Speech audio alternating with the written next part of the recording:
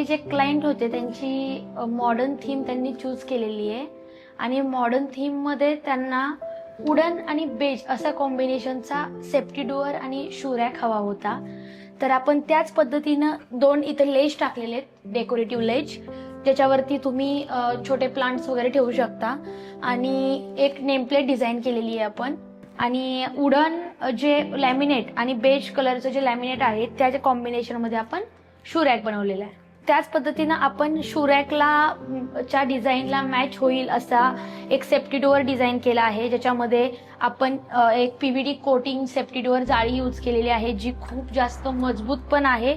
आणि आपण त्याला जे हँडल लावलेलं आहे ते ब्लॅक कलरचा राऊंड शेप हँडल लावलेला आहे. आपण इथे कन्सोल युनिट डिझाईन केलेलं आहे क्लायंटच्या रिक्वायरमेंटनुसार.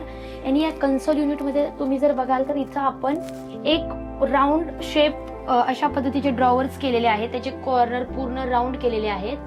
त्याला आपण गोल्डन असे छान नॉब लावलेले आहेत.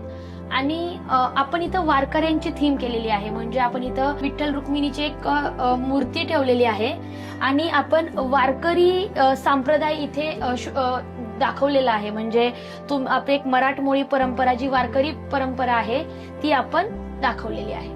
या ठिकाणी बिल्डरनं आपल्याला एक डीबी बॉक्स दिला होता. त्या डीबी बॉक्स एक ऑफसेट असल्यामुळे त्याला आपण एक कव्हर करण्यासाठी एक डेकोरेटिव्ह युनिट बनवलेलं आहे.